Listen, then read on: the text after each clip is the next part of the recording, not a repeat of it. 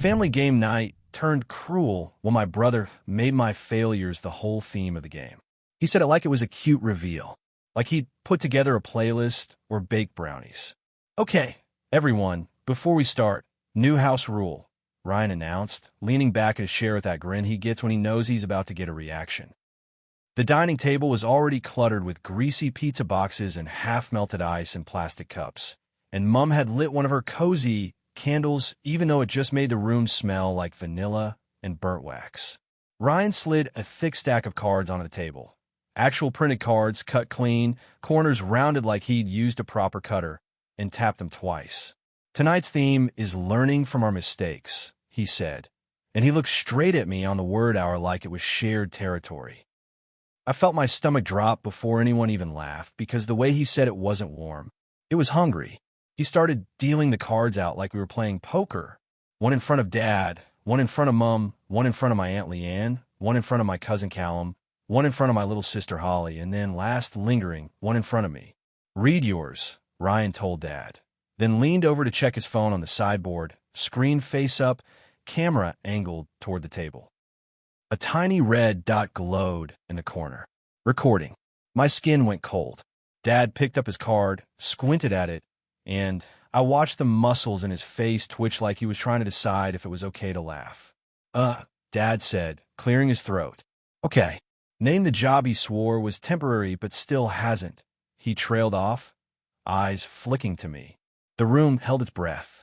Then Ryan snorted, and everyone exhaled in a laughter like it had been permission all along. I stared at the card in Dad's hand and felt my ears ring, not from the volume, but from the fact that nobody said, "What the hell, Ryan?" Nobody even asked, "Is this about him?" It was a Tuesday night when Mum texted, "Game night Friday. Don't bail. Holly's coming. Ryan's bringing something fun." I stared at the message for a long time, thumb hovering over the screen, and I almost made up an excuse like I always do. Work, headache, early start. Anything that would let me stay in my apartment where nobody can turn my life into entertainment. But Grandma had been in hospital the week before for a fall, and the family had been circling each other ever since, acting extra together, like closeness is a performance you can rehearse. Mum sounded hopeful in the text, like she was trying to glue us into the same room again. I told myself I could do 2 hours. Eat pizza, roll dice, smile at the right times. If Ryan started his usual teasing, I'd shrug it off. I'd be easy. That's what Mum always asks for. Be easy. Don't be a problem. Don't make the atmosphere weird. I agreed because I wanted, stupidly, to believe this could be normal. Game night has been a thing in our family since we were kids. It's one of Mum's favorite stories about us, the one she tells at gatherings. We're a board game family. She says it like it proves we're healthy. Like we sit around laughing, not sitting around bleeding politely. When we were little, it was Uno and Monopoly and those dumb trivia games where everyone argues about rules.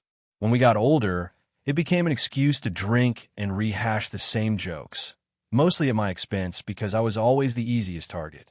Ryan is 2 years older than me, and he's the funny one, the one who can say something nasty and have it land like charm. I'm the one who reacts, which makes me sensitive, which makes me the punchline. Holly is younger and learned early to either join in or disappear. Mum hates conflict but loves banter, which means she'll watch something hurtful happen and then get angry at whoever makes it uncomfortable by naming it. Dad treats teasing like bonding. He's proud of Ryan for being sharp, and he's always treated my feelings like a weakness I should outgrow. I've had a rough year. Not the dramatic, attention-grabbing kind of rough. The quiet, expensive kind. I got laid off when my company downsized. My ex and I split because living with someone while you're both stressed and scared and trying to pretend you're fine turns into little resentments that grow teeth. I moved into a cheaper place. I started doing casual shifts at a friend's cafe while applying for everything in my field. I've been trying to rebuild without making it everyone else's burden. I didn't ask my parents for money. I didn't move back home. I didn't even tell them the half of it, because telling them anything just hands Ryan more material. Apparently, I'd told them enough. When I walked into Mum and Dad's house Friday night, the place already looked staged for fun. The dining table was cleared and wiped. Mum had put out bowls of chips and those little pretzel things nobody actually wants. Dad had the footy on in the living room at low volume, like background noise. Holly was there, scrolling her phone with one thumb, looking bored in the way she always does when she's bracing. Ryan was in the kitchen with a beer, wearing that smug energy like cologne. "Look who decided to grace us," he said when he saw me, and he did the big arms open gesture like he was welcoming royalty. Dad laughed. Mom said my name in that warning tone that means, "Don't start." Ryan winked at her like he was harmless. I brought a six-pack of soft drinks because I didn't know what else to bring that wouldn't feel like I was trying too hard. Mom kissed my cheek and told me I looked tired. Dad asked if I'd heard back from anyone yet before I'd even put my keys down. Holly hugged me quick, like she didn't want Ryan to notice her being kind. We ate pizza. We made small talk. For the first 20 minutes, it was almost normal. Ryan told a story about his work, exaggerating details, everyone laughing at the right places. Dad complained about traffic. Mom asked Holly about her uni course. I sat there, smiling and chewing, and tried to stay present in my body, not float above it like I do when I'm waiting for the hit. Then Ryan disappeared into the hallway and came back with a stack of cards like he was unveiling a magic trick. "Okay," he said, sliding into his chair. "We're not doing the usual stuff tonight." I made a game. Mom's face lit up. "Oh, you made one?" she said, impressed in a way that made my stomach tighten. Mom loves effort. She loves anything that looks like family togetherness. Dad whistled. "Look at you," he said. "What is it?" Ryan tapped the stack.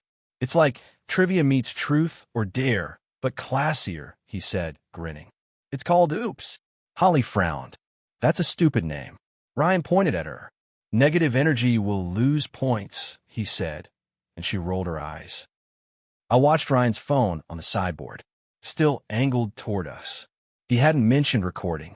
He didn't ask. He just set it up like it was assumed. My throat tightened.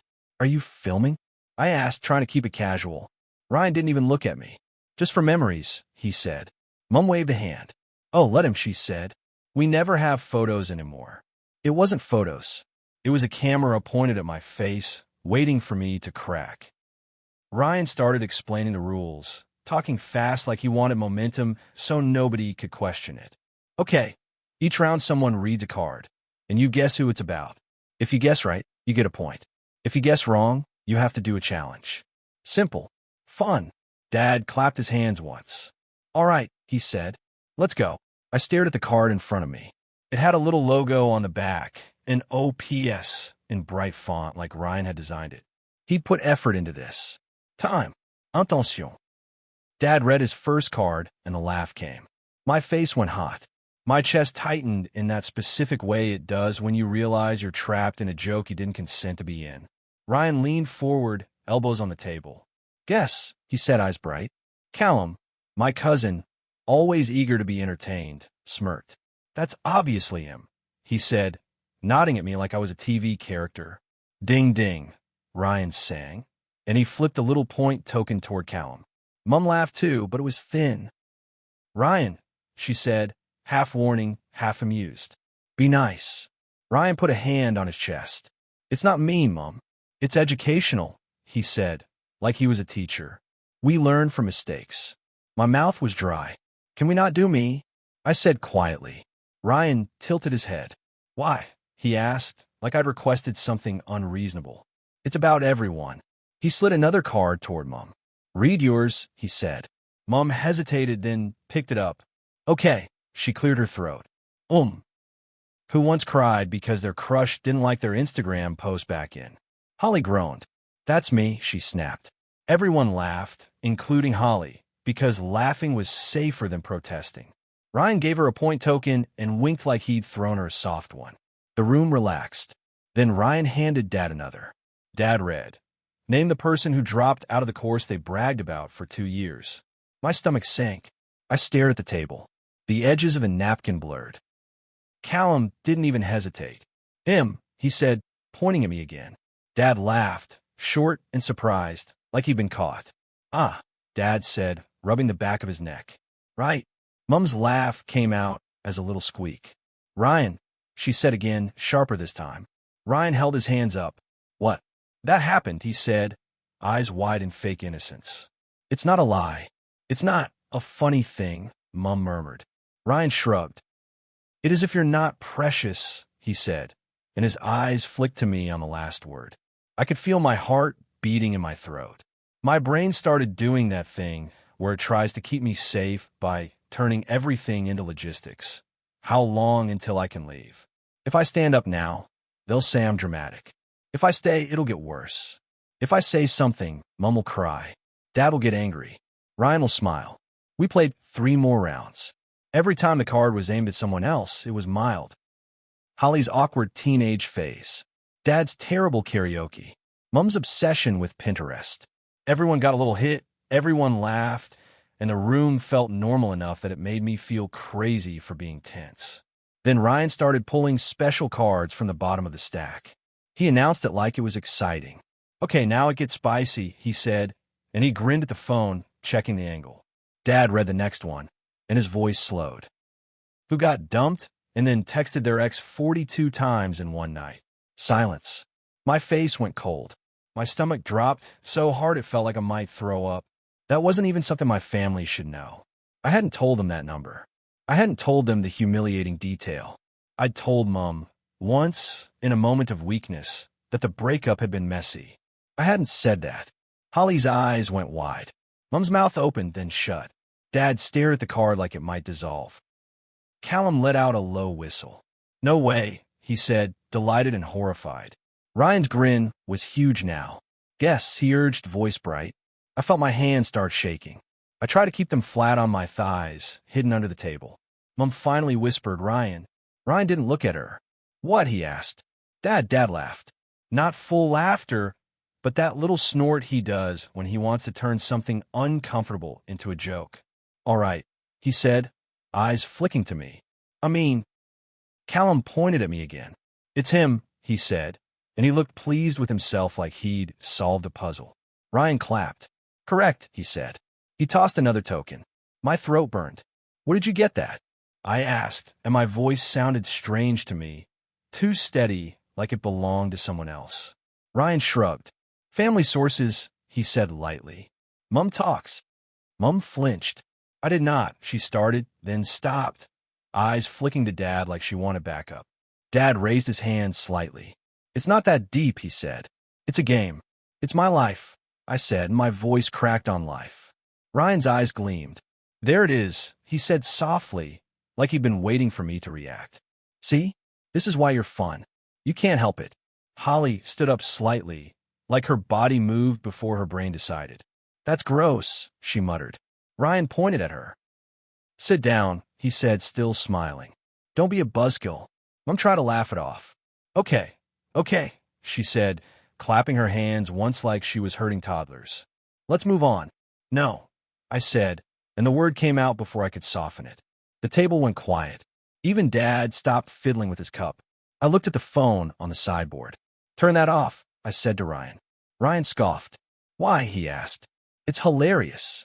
It's not, I said, and I heard my own breath in my ears. Turn it off. Dad sighed hard, annoyed. Don't make a scene, he said, like it was my job to protect the vibe, even while I'm being humiliated. Ryan leaned forward, lowering his voice like he was doing me a favor by explaining. Mate, if you're embarrassed, that's on you, he said. You did the stuff. My skin prickled. You printed my breakup into a card game, I said slowly. That's not normal. Callum laughed nervously, then stopped when nobody joined in. Come on, he said, weak. It's not just, Holly snapped, surprising everyone. It's mean. Mom turned to Holly immediately. Holly, she warned, because in our family you don't call cruelty what it is if it might upset the cruel person. Ryan's smile flattened. Oh my God, he said, rolling his eyes. Can everyone relax? He's always acting like we're attacking him. Dad nodded, relieved at the script. Exactly, Dad said. You always make everything heavier than it needs to be. My hands were shaking openly now. I didn't bother hiding them. I picked up the card in front of me, the one I hadn't read yet, and looked at it. The print was clean. The words were crisp. It said, Challenge. Reenact your most embarrassing job interview moment. Bonus points if you cry. My chest went tight. I swallowed, tasting acid. Ryan watched me reading it, and his grin returned, proud. That's a good one, right? He said. That's a crowd pleaser. Something in me went very still. Not calm. Just settled. Like my body finally realized there was no version of this night where I would be treated with basic respect if I stayed and played along. I set the card down carefully. I'm leaving, I said, and I pushed my chair back. The legs scraped against the tile loud. Mum's eyes widened, instant panic. Don't. Mum hissed, like she was trying to stop a spill. Don't do this. Dad's face hardened. Sit down, he snapped. Ryan laughed, delighted. Yes, he said, glancing at the phone like he'd just gotten the clip he wanted. This is so good. That laugh did it. It wasn't even the words anymore. It was the fact that he was enjoying the hurt like it was entertainment. Like I was a prop. I stood. Delete it, I said to Ryan, pointing at the phone. My voice was shaking now, but I didn't care. Delete the recording. Ryan scoffed. No, he said. It's my content. Mum gasped. Ryan, she said, scandalized but still not stopping him. Dad looked from Ryan to me, irritated. You're overreacting, he said. You come here, you sulk, you ruin the night. I didn't ruin anything, I said, and my voice rose despite me trying to keep it down. He made a game about me failing. He's recording it. Dad's jaw clenched. So what? It's a joke. It's not a joke to me, I said, and I could hear the crack of my voice. It's humiliating. And none of you said stop. Mum's eyes filled with tears immediately, like my honesty was violence. I just wanted one nice night, she whispered. Histoire de rire. At my expense, I said quietly. Holly's chair scraped back too. I'm not playing this, she muttered, grabbing her phone. Ryan's smile flickered for the first time. Oh my God, he said, annoyed now. Are you seriously teaming up with him? Holly glared at him. You're disgusting, she said, and her voice was shaking. You knew he'd hate this. Ryan turned to Dad, seeking reinforcement. Dad's face was red with anger, but his eyes flicked to Mum, to Holly, to me, like he could feel the room slipping out of the tidy story. He hated that more than he hated Ryan being cruel. Everyone calmed down. Dad barked, like he could command emotions.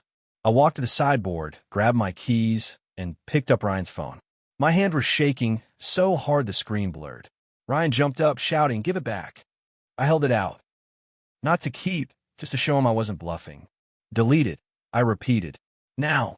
Ryan's face twisted, angry and embarrassed at being challenged. You can't tell me what to do, he snapped. Mum cried, please, please, just like she was begging a storm to stop. Holly stood behind me, close. I could feel her presence like a small shield. Dad stepped toward me, voice low, dangerous. Put it down, he said, and that's when I realized they weren't scared I was hurt. They were scared I was making it visible. I set the phone back on the sideboard like it was radioactive. Fine, I said. Keep it. Post it. Laugh about it. But I'm done. I turned toward the door. Mum followed, crying harder now. Don't leave like this, she pleaded. You'll regret it. Dad called after me. Grow up, like my boundary was childish. Ryan's voice rose, sharp and mocking. Tell your therapist about it, he shouted, and Callum let out an awkward laugh that died immediately. I walked out anyway. The air outside was cool, damp with night, and it hit my face like relief. I stood on the front step for a second, breathing, trying to get my hands to stop shaking enough to unlock my car. My phone buzzed in my pocket. A message from Ryan. Already, you're so dramatic. It was funny. Everyone thought it was funny. Then a message from Mum. Please come back. You've upset your father. Not, are you okay? Not, I'm sorry. Just, you upset him. And then, 2 minutes later, a message from Holly. I'm leaving too. Wait for me. I sat in my car with the engine off, staring at the dark street. And when Holly came out, she was wiping her cheeks with the sleeve of her hoodie like she was furious at herself for crying. She got in the passenger seat and slammed the door. Are you okay? She asked, voice rough. I laughed once, short and broken. No, I said honestly. But thank you. Holly stared ahead. He's been doing this for years, she muttered. Making you the joke so nobody looks at him. That sentence made my throat tighten again because it was so simple, so obvious, and because hearing it out loud from someone else made it real in a way I couldn't dismiss anymore. I drove Holly home to her place, and in the car she told me what I didn't know. Ryan had been talking about the game for weeks in the family group chat without me in it. He'd been collecting material. Mom had sent him details. Dad had laughed at the suggestions. They'd all treated it like planning a party game, not planning my humiliation. When I dropped her off, Holly grabbed my arm before she got out. "Don't apologize," she said, fierce. "They'll try to make you." I nodded because I couldn't trust my voice. Later that night, lying in bed in my apartment, my phone buzzed again. A notification. Ryan had posted a clip. Not the whole thing. Just the part where Dad read the card about my temporary job, and everyone laughed, and then my face. My face going still, my mouth tightening, and the caption. "When your brother can't take a joke, face with tears of joy, hashtag Familigum night, hashtag oops." The comments were already rolling in from his friends. Laughing emojis. "Bro, that's savage. He needs to chill. Why is he so serious?" I stared at it until my eyes hurt. My chest felt hollow. There was a moment in the clip, barely a second, where you could see my hand gripping the edge of the table under the paper plate, knuckles white. I looked like someone trying not to drown quietly. I did something I've never done before. I didn't call Mom. I didn't try to explain. I didn't try to make them understand. I reported the video. I blocked Ryan. I turned my phone face down and sat on the floor with my back against the bed because my legs wouldn't hold me up. The next morning, Mom left a voicemail. She sounded exhausted, like she'd been crying. "I don't know why you have to make everything so extreme," she said. "Ryan's upset. Your father's upset. We're family. We tease. That's what we do. You can't keep punishing us for who we are." I replayed it twice, just to make sure I'd heard it right. Punishing us.